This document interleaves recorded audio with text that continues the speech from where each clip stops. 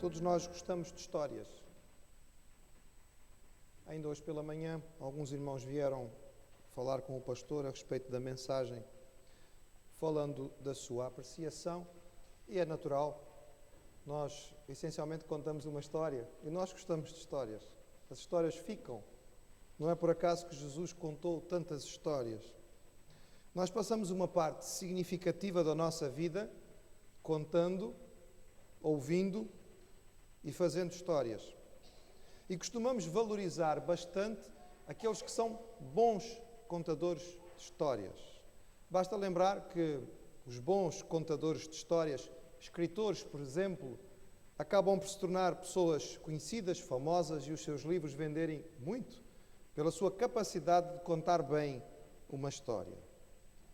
Há aquelas histórias que nós ouvimos as outras pessoas contarem, há aquelas histórias das quais todos nós somos participantes, há histórias que nós lemos nos livros, vemos na televisão, nos filmes. Definitivamente o homem gosta de histórias. E é por isso, irmãos, é por isso, sem dúvida, que uma parte significativa da revelação de Deus na Escritura vem em forma de história. A Bíblia é, na verdade, uma grande história que tem um princípio, um meio e um fim, com muitos pormenores ao meio, mas também é composta ela mesma por muitas histórias. Mesmo os textos proféticos, os textos de lei ou de poesia, nos contam histórias. E o Senhor Jesus ficou conhecido como um grande contador de parábolas. A sabedoria, irmãos, está em ser capaz de olhar para estas histórias e perceber quais são as lições que elas têm para nós. E o apóstolo Paulo faz exatamente isto na carta que ele escreveu aos Coríntios. Como os irmãos sabem, tem sido a carta que estamos a acompanhar há algumas semanas. E eu convido os irmãos a abrirem na primeira carta de Paulo aos Coríntios, ainda na primeira carta, no capítulo 10.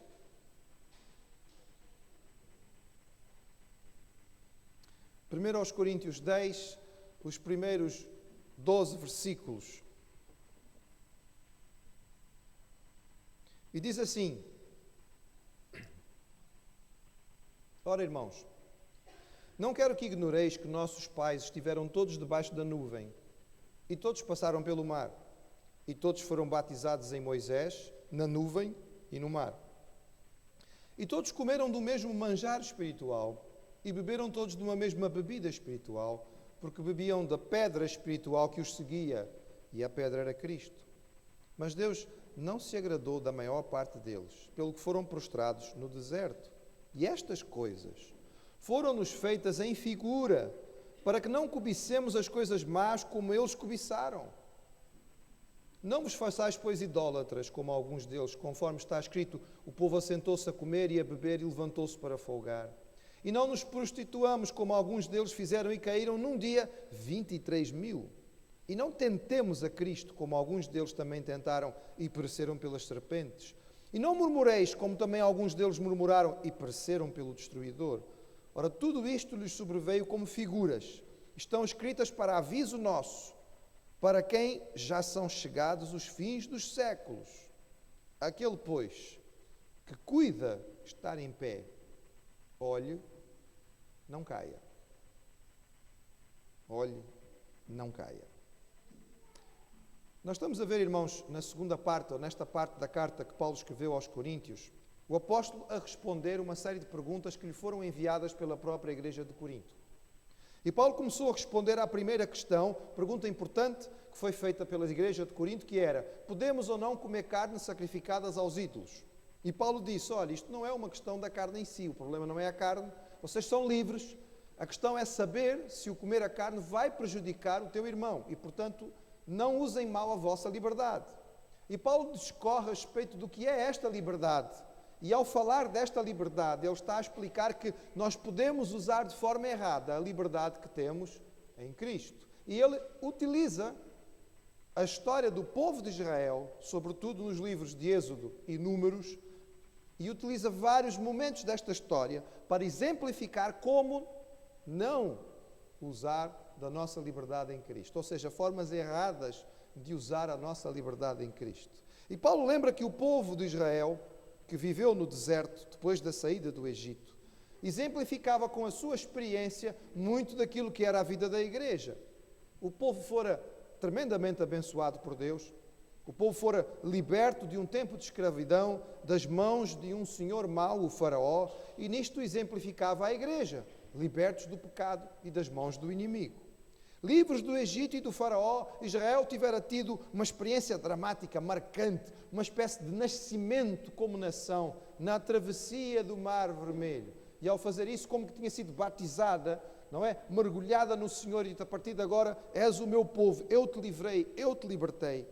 E este povo tinha comido e bebido de uma forma física e espiritual, porque Deus os acompanhou. E nós vemos isto porque o povo comia do maná. O maná era aquele alimento que era dado diariamente para que o povo pudesse se alimentar. E o povo bebeu água. É curioso, irmãos, eu gosto sempre deste pormenor. Não sei se os irmãos prestam atenção nisto ou não, mas eu gosto de pensar na água que Deus deu ao seu povo para beber. Porque não havia torneiras no deserto, não é? Mas o povo de Deus foi descedentado em pleno deserto com água mineral. Os irmãos já prestaram atenção neste pormenor? Não foi uma água qualquer. A água fluiu da rocha. Era a mais pura. Era água mineral, irmãos. Porque quando Deus dá, Ele dá o melhor. Ele não dá água da torneira, irmãos. Ele dá água mineral. O povo foi cuidado por Deus. E tudo isto representava a experiência da igreja. Libertos da escravidão do pecado, libertos da mão do inimigo, batizados nas águas, participando da mesa do Senhor, do pão, do vinho, que são o simbolismo daquilo que Jesus nos trouxe de nova vida em Cristo. Tudo isto tinha sido a experiência de Israel, simbolizava a experiência da igreja. Mas apesar de todas estas bênçãos, o povo não se agradara do Senhor e não agradara ao Senhor. Coisas diferentes. O povo não se agradara de Deus, não teve o seu contentamento e a sua satisfação no Senhor, e por consequência também o Senhor não se agradou do povo. Diante do desafio que aconteceu pouco tempo depois de saírem do Egito, chegando às portas de Canaã para entrar na terra prometida, depois que os espias trouxeram a informação do que se passava em Canaã, o povo não confiou, não acreditou que o Deus que tinha derrotado os egípcios, tão poderosos, fosse capaz de derrotar os cananitas, muito inferiores. E por causa da sua falta de confiança, da sua falta de fé, aquele povo, em vez de entrar na terra prometida, vagueou durante 40 anos no deserto. Livres da escravidão. Mas o que fizeram eles com a sua liberdade? Paulo conta então, irmãos, 4 episódios. Ele lembra, porque ele não descreve-os, ele lembra 4 episódios da história de Israel. E eu quero ver brevemente com os irmãos, para os irmãos se lembrarem e recordarem o que estes episódios que Paulo cita aqui representam.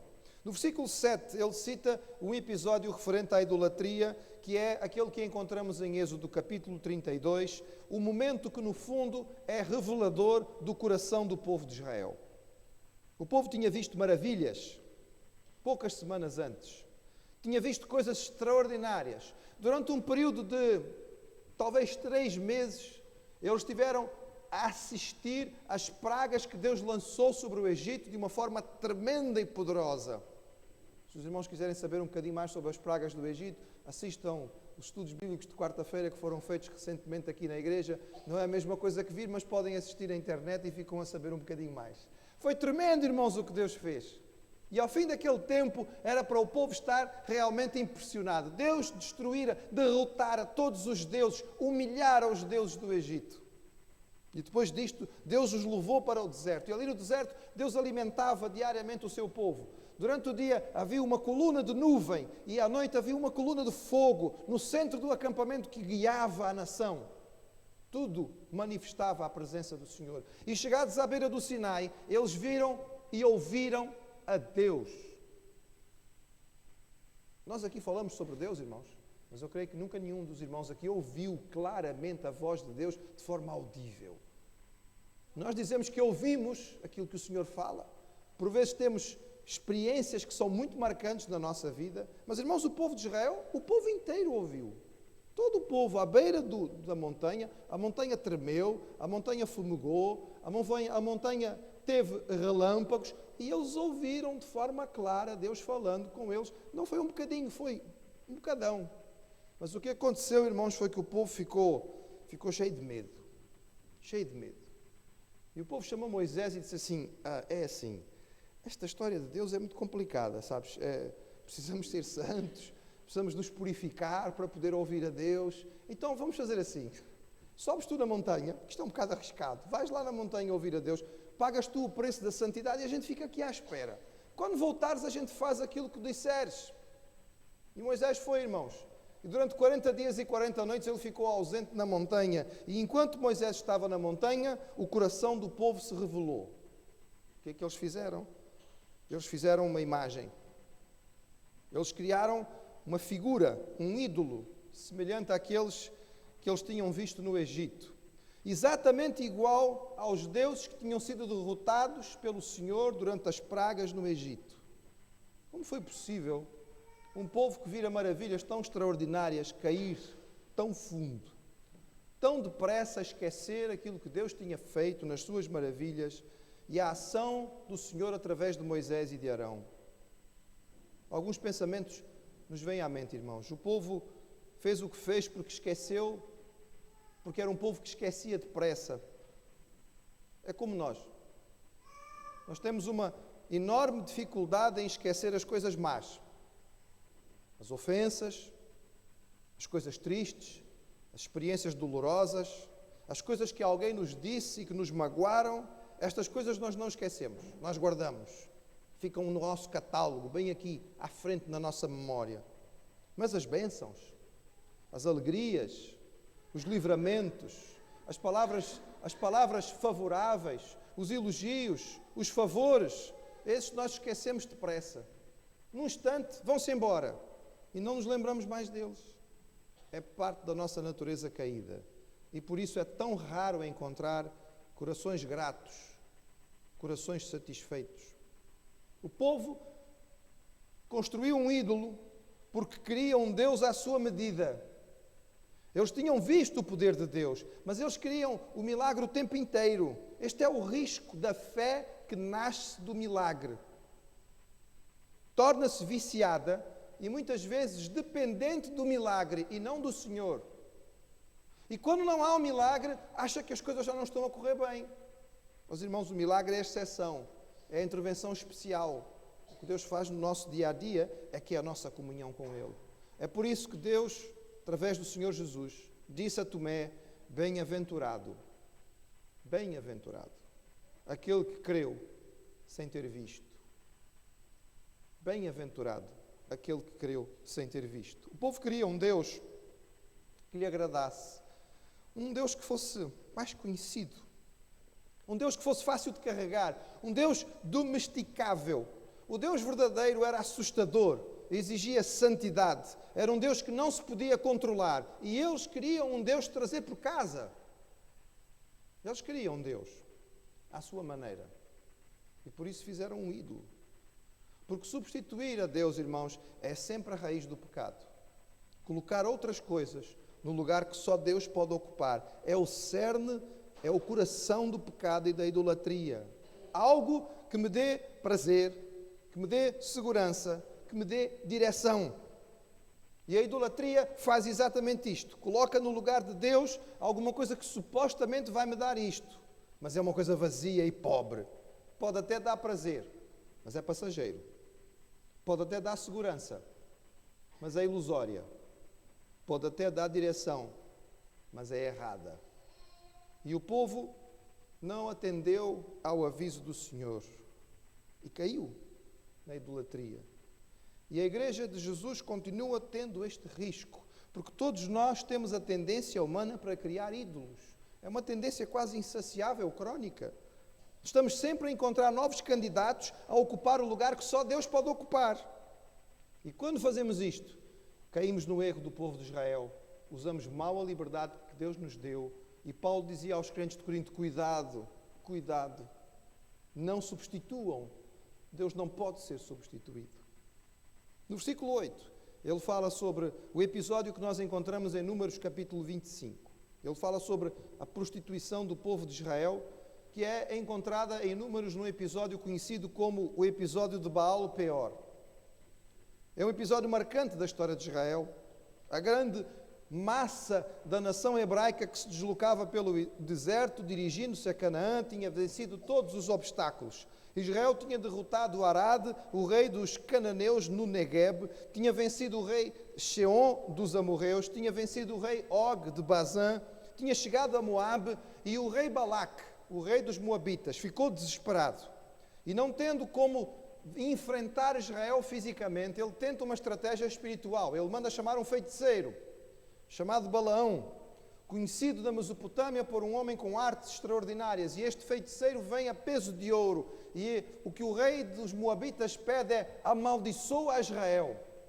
E Balaão aceita o dinheiro e sobe na montanha. Porque só na montanha ele conseguia ver aquela multidão de mais de 2 milhões de pessoas. E quando ele chega na montanha e olha o povo de Israel e ele abre a boca para amaldiçoar: benditos sejam vocês, multipliquem-se fartamente, sejam abençoados de forma extraordinária. Não era isto. E o rei Balac atrás a dizer assim: então como é que é? Estou a pagar dinheiro caro e tu estás aí a abençoar o povo. E lá foi o Balaão para trás e lá se pediu desculpa e lá se explicou ao rei e lá foi ele outra vez para a montanha. E ele chega outra vez e não, desta vez vai, desta vez eu sei qual é a maldição que eu vou lançar. E ele chega e na hora que ele vai amaldiçoar, sejam abençoados de forma prolífica, que Deus vos dê tudo aquilo que vocês precisam, multipliquem-se e vençam todos os vossos inimigos. Não era isto. Ele não conseguia, irmãos, amaldiçoar aquilo que Deus tinha abençoado. O povo estava protegido pelo Senhor. O obstáculo que vinha de fora não era o problema. Então Balaão voltou ao rei Balac e ele disse assim: olha, assim nós não vamos conseguir nada. Tu queres saber como é que este povo vai cair? Eles vão cair pelas suas próprias fraquezas. Nós de fora não vamos conseguir nada, temos que trabalhar é por dentro. Temos que trabalhar por dentro. Vamos trabalhar nos corações destes homens. Vocês têm um culto. O vosso culto aqui a Baal é um culto muito interessante. É capaz de ser cativante para os israelitas. O culto a Baal-Peor era das muitas modificações do culto à divindade de Baal. Os moabitas a faziam e envolvia ritos com muita sensualidade, com atos sexuais, com vários tipos de perversões, e encantaram os homens de Israel. E o povo caiu. Ao ponto tal que um dos príncipes da tribo de Simeão, homem chamado Zinri, trouxe uma moabita, uma princesa moabita chamada Cosbi, para a sua tenda à plena luz do dia, sem qualquer tipo de pudor. Naquele dia Deus usou um dos netos de Arão, chamado Finéias, para fazer a diferença. A lição que nós aprendemos do episódio de Baal-Peor é muito simples, irmãos. A oposição externa não é o maior problema e não é o maior risco. O maior problema é a nossa corrupção interna. Nós temos a tendência de olhar o mal e ver o erro no coração do outro. E sempre achamos que as coisas que são más e erradas estão nos outros. E se nós pudermos tirar fulano, acabar com cicrano e mudar beltrano, vai ficar tudo bem. Mas o problema, irmãos, é que o mal está dentro de nós. É que o erro está no nosso coração.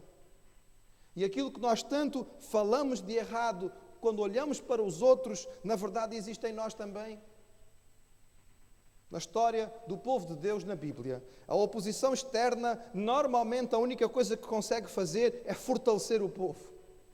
Quando perseguido, quando atacado por aqueles que estão de fora, o povo de Deus se fortalece. O povo de Deus fica mais capaz de enfrentar, se une. Mas internamente, a corrupção faz o povo cair. E é isto que acontece na maioria das vezes.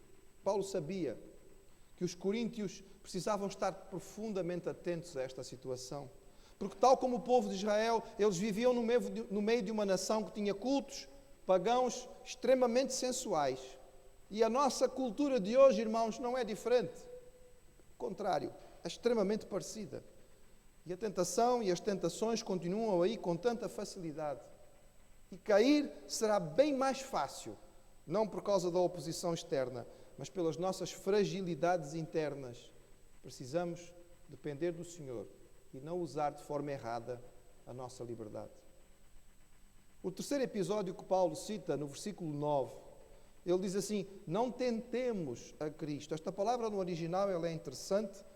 Ela refere-se ao episódio que acontece em Números, capítulo 21, e diz respeito a forçar, digamos, a testar alguém de forma muito intensa, até ao limite. A ideia que nós colocamos, que é colocada aqui é colocar a paciência de Deus à prova. Talvez a melhor figura que os irmãos possam ter seja a figura daquela criança birrenta que não para de fazer birra por mais que o pai queira, até ao ponto que o pai não aguenta mais. Não dá mais, já ultrapassou todos os limites, já fez birra até ao ponto que não dá mais, não se aguenta. Era isso que acontecia com o povo de Israel. Este povo que Deus tinha abençoado e que Deus tinha protegido, tinha acabado de ter uma vitória sobre um dos reis cananitas mais fortes, chamado Arad, em pleno deserto do Negueb. E logo a seguir, o que é que o povo fez? Reclamou, choramingou, que nem uma criança birrenta, a reclamar porque as coisas não estavam boas. E Deus se irou pela sua falta de gratidão. E Deus quis explicar ao povo que a falta de gratidão, a falta de contentamento no coração é uma praga. Uma praga, irmãos. Uma praga. E esta praga atingiu o povo de Israel nos seus corações, mas também os atingiu fisicamente, através de serpentes que eram venenosas e cuja picada matava. Sabe, irmãos, esta é uma praga que tem atingido a nossa nação. Ainda li esta semana uma notícia que dizia que entre todos os povos da União Europeia, Portugal é o segundo, está em segundo lugar na lista dos insatisfeitos. Eu não sei quem é que é mais insatisfeito do que nós, mas nós estamos bem classificados. Mas não é uma boa classificação. Insatisfeitos, irmãos. Não estamos contentes com o que temos, só sabemos reclamar. E se olhássemos para a realidade de tantos outros povos no mundo, quando olhamos para esta tabela, não a nível de Europa, mas do mundo, ficamos surpreendidos, irmãos. Sabem porquê? Muitas das nações pobres do mundo, têm um índice de satisfação muito melhor que o nosso. Pessoas que não têm eletricidade, não têm água canalizada, não têm os recursos que nós temos, estão mais contentes. Nós estamos sempre insatisfeitos com aquilo que temos. E a insatisfação mata. Pode não matar a pessoa rapidamente, mas ela tira a vida, tira a alegria, tira o contentamento, tira a satisfação, mata. Porque a morte não é só morrer fisicamente, é perder a satisfação e a alegria de viver. A lição que nós aprendemos deste episódio está ligada ao descontentamento da vida daquele que almeja apenas os prazeres e as coisas maravilhosas ou que acha que são boas da vida e que é cronicamente insatisfeito. Isto pode acontecer mesmo dentro da Igreja de Jesus. Não é impossível que alguém, mesmo dentro da Igreja, apesar de todas as bênçãos do Senhor, se deixe levar por um coração amargurado e acabe por aproveitar mal a liberdade que o Senhor nos deu. O quarto episódio, irmãos, está descrito no versículo 10. É muito semelhante ao anterior e acontece em vários momentos da história de Israel, tanto em Êxodo quanto em Números. E nos fala a respeito da murmuração. Murmuração é também a falta de contentamento. É aquele reclamar permanente. Os israelitas sentiam saudades. É impressionante lermos o texto, irmãos, porque o texto diz assim, diz que os israelitas reclamavam das coisas que sentiam falta do tempo que viviam no Egito. E entre as coisas que eles dizem que sentiam falta, diz que eles sentiam falta até dos pepinos. Eu já disse aos irmãos, eu não tenho nada contra o pepino. Se algum irmão aprecia muito o pepino, então não fique chateado comigo por causa daquilo que vou mencionar, mas sinceramente, senti falta de pepino. O pepino não tem sabor próprio. Podia sentir talvez falta de outra coisa, não é? Como bom brasileiro, eu diria que se eles dissessem que estavam com falta de picanha, talvez a gente entendesse, mas de pepinos. Isto mostra o tipo de insatisfação que eles tinham, a sua tendência para se focar apenas nas coisas erradas. Porque há um pequeno pormenor que eles parece que tinham esquecido. Ao reclamarem e ao se lembrarem com saudade do que tinham tido lá no Egito. É que no Egito eles eram escravos.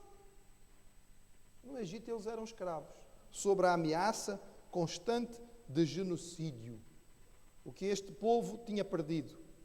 Assim como o povo de Deus pode perder. Assim como a igreja de Éfeso, que nós lemos no livro de Apocalipse, tinha perdido era o seu primeiro amor. Era a sua primeira satisfação com o Senhor. Era a alegria da salvação. Murmuração é aquele ato do constante reclamar, de forma escondida ou deliberada, do Senhor, do seu trabalho, da sua igreja, dos seus servos, e revela um coração que perdeu a satisfação original da salvação, que deixou de olhar para as bênçãos que Deus dá e deixou de ser capaz de ser grato. A liberdade que nós temos no Senhor não nos foi dada para isto. E é por isso que o apóstolo Paulo dizia: cuidado com estas coisas. Não usem mal a vossa liberdade no Senhor. Ele vos dá tanta liberdade e tantas bênçãos, mas cuidado, não substituam o Senhor por outras coisas ou pessoas. Não cedam à tentação da corrupção interna nos vossos corações. Não tentem a Deus com corações insatisfeitos. Não percam o vosso primeiro amor e a alegria da salvação. Se acham que estão de pé, cuidado. Cair é extremamente fácil. E com isto Paulo chamava a atenção dos crentes de Corinto, para que eles aprendessem a concentrar o seu olhar, a concentrar a sua atenção naquilo que Deus é, nas bênçãos que Ele nos traz, a desenvolver corações contentes, satisfeitos, alegres no Pai e nas suas bênçãos. O hino que nós vamos cantar, que eu vou convidar os irmãos a cantar, é um hino de gratidão, para que nós possamos terminar este culto com o oposto daquilo que podia acontecer. Tinha acontecido com o povo de Israel, podia acontecer com o povo da igreja de Corinto, e que somos chamados na palavra a evitar. Ou seja, terminar agradecendo ao Senhor pelas suas bênçãos. Graças dou por minha vida que Jesus já transformou.